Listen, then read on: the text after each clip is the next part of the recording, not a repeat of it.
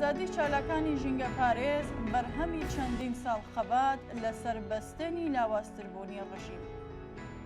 ڕۆژی 19 خاکەلێوە حوجەت کرمانی پارێزەری بەرگریکاری سپیدە کاشانی، هومەن جەوکار، تاهر قەدیریان و نیلوفەر بیانی چوار کەس لە چالاکانی ژینگە پارێز کە لە ساڵی 1396ەوە لە ئێران زیندانی کراون ڕایگەیاند کە بەم زوانە ئازاد دەکرێن.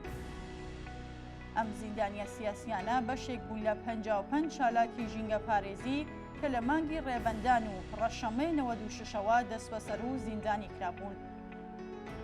دکتۆر کاو سەید ئەمامی یەکێک بوو لەو دەست بەسەرکراوانەکە جەلادانی ئیتلاعاتی سوپا لەژێر ئەشکەنجەدا کوشتیان بۆ ئەوەی ئەوانی تر ئەو دانپێدانانە ساختانەی کە ئەم ئۆرگانە سەرکوتگەرە مەبەستی بوو سەبارەت بەستی خۆڕبوون دووپات بکەنەوە. ژمارێک لەو دەست بەسەرکراوانە کەسانێکی دیار و ناسراو بوون کە سوپا بە ئاسانی نەیدەتوانی هەر چۆنێک بیهەوێت کە لەگەڵیان هەڵس و کەوت بکات. تاهر قەدیریان لەلایەن یونسکۆوە وەک زانەیەکی لاوی ساڵی 2008 هەڵبژێردرا بوو. نیلوفەر بیانی وەک کارناسی نووسینگەی نەتەوە یەکگرتووەکان کاری دەکرد. هومەن جەوکار بەرپرسی پرۆژەی نێودەوڵەتی پاراستنی چیتای ئێران بوو. سپێدە کاشانی پسپۆڕی نخبەی زانکۆی ژینگە بوو. ئەمیر حسین خالقی یەکێک بوو لە چالاکانی دیاری ژینگە پارێزی کە توانی و بووی خاوەن ئاژەڵەکانی ناوچە پارێزراوەکان ڕازی بکات کە ئاژەڵەکانیان لەو ناوچە دوور بخەنەوە.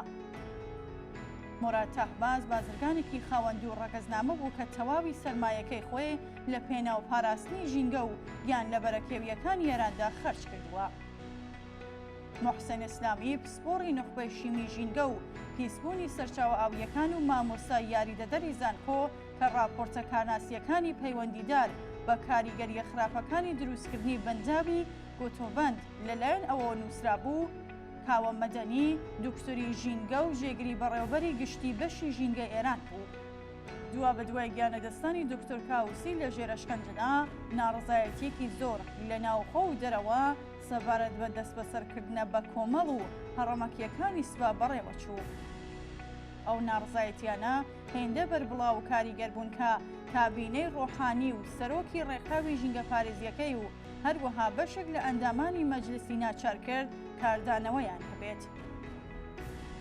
ئەیسا کەڵانتەری سەرۆکی ئەو کاتی ڕێکخراوی ژینگە پارێزی ئێران مانگی خرمانانی ساڵی 1397 لە کاردانەوە بە دەست بەسەرکردنی بەربڵاوی ئەو چالاکوانانەی کە لە زستانی 96 بە دواوە دەست بەسەر کرابوون لە وتوێژێکدا لەگەڵ ئاژانسی هەواڵی کۆماری ئیسلامی وتیکە لێژنێکی چوار کەسی لە دەوڵەتدا گەیشتبووەوە کامێکە هیچ بەڵگەیەکی سەلمێنەر لە دژی ئەو هەڵسوڕاوانەی ژینگە کە بە تۆمەتی سیخۆڕی دەستگیرکراون بوونی نییە.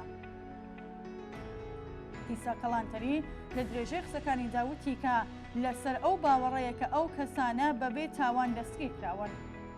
ناوبراو باسی لەبوونی تاقمێکی بەهێز بە وتەی ئەو گروپی فشار لە نێو حکوومەتی ئێراندا کرد کە دەسەڵاتێکی زۆریان هەیە بەڵام زۆر بەکەمی گفتوگو دەکەن.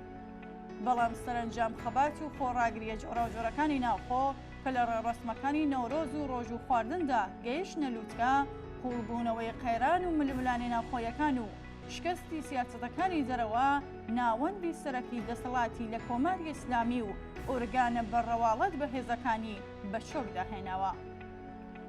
ئەم ڕژیمە بێشەرمە لە بانگی ڕێبەندانی 1396ەوە پڕۆپاگەندەی سیخۆڕبوون لە دژی ئەو هەڵسوڕاوە زیندانیانە دەکات، بەڵام ئێستا ناچارە هەنگاو بە هەنگاو دەست لە پەروەندە سازیەکانی هەڵبگرێت.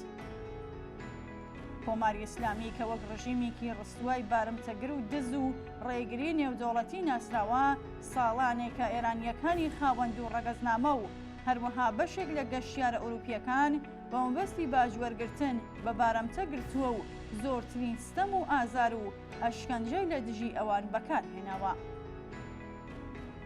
زیندانیکردنی چالاکانی ژینگە پارێز کە زۆربەیان ڕەگەزنامەی ئێران و وڵاتێکی تریان هەیە لە زۆمرەی ئەو بارەمتانان کە بەدین گێریاون. ئەمانە ئەو کەسە خاوەنڕا و کاریگەرانن کە سیاسەتی جنایەتکارانەی مافیای سوپایان لە بوارەکانی ژینگە و زیندان و ئەشکەنجەدانی لە قاودرانیان ئاشکرا کردووە و خوازیاری کۆتایی هێنانیان بوون.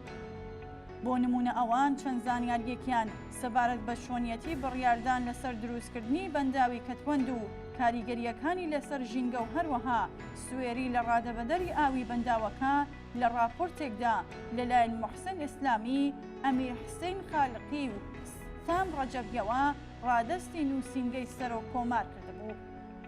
بەنداوی کەتوەند کە سوپای پاسەران لەسەر شۆمی کارون دروستی کرد بەهۆی لە بەرچاو نەگرتنی تایبەتمەندە ژینگەیەکانی شوێنی دروستکردنی بەنداوەکە و نزیکبوونی بە کێو و تەپۆڵکە خۆیەکانی گەشتارانەوە بووەتە هۆی سوێربوون و پیسبوونی ئاوی پۆشەکەوتی ناو بەنداوەکە و چۆمی کارون و پانتایەکی زۆر لە زەویەکانی پژەم بەنداوە ئێستا بووەتە شۆڕکات.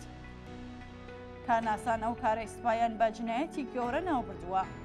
پێویستە ئازادبوونی ئەو چوار زیندانیە کە ئاکامی دەیان ساڵ خەبات و ناڕزایەتیە بە هەند وەربگیرێت و خەبات بۆ بەدیهێنانی دروشمی زیندانی سیاسی دەبێ ئازاد بکرێن، شێلگیرانە درێژەی پێ بدرێت.